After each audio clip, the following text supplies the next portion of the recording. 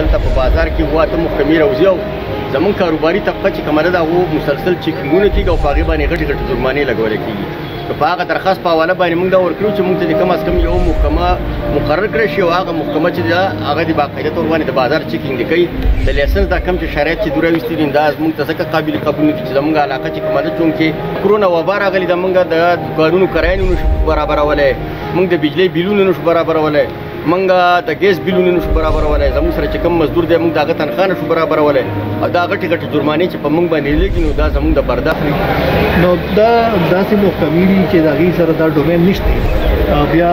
دلته کې پولیس اتارټي راغلې ده په هغې ایکټ کې دا لیکلي دي چې د نرس چک کولو د سپایي چک کولو دا څومره اختیارات چې د نورو محکمو سره وو په کنزیومر ایکټ یا د فوډ سره وو یا د هیلث ډپارټمنټ سره وو دا ټول منسوخ د دغه ایکټ منظورېدو سره د په 2018 کې دا ایکټ منظور شوی دی دغه ایکټ منظورېدو سره دغه قانونونه ټول ختم شوي دي او اوس دغه اختیارات اتارټي راغلي اوس جی جی دې خلکو سره څه خیر ښېګڼه تاسو په خپل لیول کولی شئ سر په دې ځل تاسو هم څه پام نه شئ د دې ګریوینس سر زموږ خیال د دې ګریوینس دی اول دا اورېدل تاسو جنرال خبره کوم کنه جنرال خبره دا ده چې مطلب دې دا کوي چې ټول قسم ادارې دي راځي هر سړی د رجسټریشن هر سړی د رجسټریشن فوډ والو ته سر پدې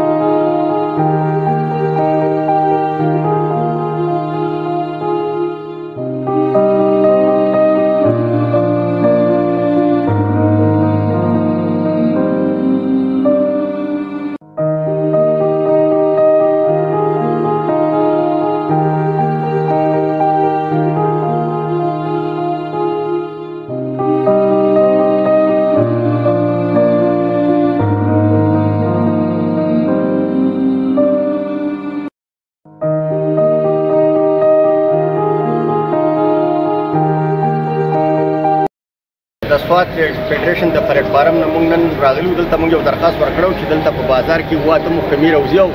زموږ کاروباري طبقه چې کومه ده د هغو مسلسل چیکینګونه کېږي او په هغې باندې غټې غټې جرمانې لګولی کېږي. که په هغه درخواست په حواله باندې موږ دا ورکړو چې موږ ته د کم از کم یو محکمه مقرر کړی شي او هغه محکمه چې ده هغه د باقاعده طور باندې د بازار چیکینګ د کوي د لایسنس دا کم چې شرایط چې دوی راویستي دي دا موږ ته ځکه قابل قبول نه دي چې زموږ علاقه چې کومه ده چونکې یو پسمانده علاقه ده دهشتګردۍ والې ده سیلابونو والې ده اوس په دا کرونا وبا راغلې ده موږ د دوکانونو کرایه نه شو برابرولی موږ د بجلۍ بیلونه نه شو برابرولی موږ د ګیس بیلونه نه شو برابرولی زموږ سره چې کوم مزدور دی موږ د هغه تنخواه نه شو برابرولی او دا غټې غټې جرمانې چې په موږ باندې لګي نو دا زموږ د برداشت نه بهر دي چونکې په دې باندې زموږ مشران د بازار ټولو اډیشنل ډیپټي کمشنر سره په دې باندې مفصل باسي ورسره وکړو او موږ ورته مکمل طور باندې دا صفایه په حواله باندې شوه د ملاوټ شوه دا چې څوک کوي د دې به موږ بھرپور مخالفت پې کوو خلاف پې کوو خو موږ ورته وایو چې لایسنس دا شرط ختم کړي چې دلته په موږ باندې دا لایسنس په موږ باندې چې راکوي د دې مثال یو قسمه د ټیکس دی تاسو زموږ نه ټیکس لرئ او جرمانه چې لګوئ نو کم از کم تاسو اول نوټس ورکوئ او بیا کم از کم 1500 روپۍ جرمانه لګوئ یو دم 20000 روپۍ جرمانه تاسو په کاروباري طبقې باندې لګوئ نو د هغې به بیا موږ باقاعده طور باندې بھرپور پې مخالفت کوو بیا به د هغې لپاره موږ بازار وبندوو د هغې لپاره بیا موږ راوځو موږ په خپل کاروباري طبقې والا باندې په کاروبار باندې هېڅ قسمه سودابازي نه کوو موږ ورته دا وایو چې حلال فوډ والا ځان وایي لایسنس والی ټي ایم ای والا وایي ځانه لایسنس والا وایي لیبر والا وایي ځانه والی سوشل سیکورټي والا وایي ځانه والی نو موږ د هغې دپاره خپل تحفظات اډیشنل ډیپټي کمشنر صاحب ته د بازار په نماینده په حیثیت باندې موږ ورته وړاندې کړل د هغې دپاره به ډیپټي کمشنر چې د هغې دپاره څه فیصله وکړه د هغې نه بعد به بیا موږ په هغې باندې کینو او په هغې باندې به خبره کوو اوس روژه را روانه ده د روژې میاشت را روانه ده نو موږ دوی ته وایو چې تاسو کم از کم د دوکاندارانو سره په نرمه رویه باندې دغه کوئ د ځان سره دا کم لیوي والا چې راولئ یا پولیس چې راولئ زور زبردستي چې کوي دا زموږ د شان سره هم خوند نه کوي او ستاسو د شان سره هم خوند نه کوي چې یو بل ته موږ بیا په بازار کې مشتي ګریوان کېږو یو بل ته بیا موږ ردې بدې خبرې کوو نو په هغې باندې موږ ښه نه ښکارو روژه را روانه ده نو کم از کم دې دوکاندارانو له ریلیف ورکوي نو زه ستاسو د عوامي پیغام چینل په ذریعه باندې هغه واکدارانو ته خواست کوم چې په کوم ځای کې د دې قام مشکلات او مسلې حل کېږي زموږ دا مسله چې کومه ده دا ډېره اهم مسله ده د کاروباري طبقې چې دا د فوري طور باندې حل شي هوټل اسوسییشن مشر ظاهر خان صاحب حاجي صاحب ولاړ دی هغه په دې باره کې څه وایي هغه تذکرات بسم الله الرحمن الرحیم موږ د دې ملک شهریان موږ یو څه انسانان یو هم کې غټ کچ کڅوټي هغه په خپل دی هغه احترام په خپل دی خو دا د چې موږ په زور باندې په زو په یو سړي باندې خپل دارو داب کو هغه جمعه کو یا مختلف محکمین هغه هر یو محکمه راځي زمانه لیسنس موږ د قانون خبره کوو چې په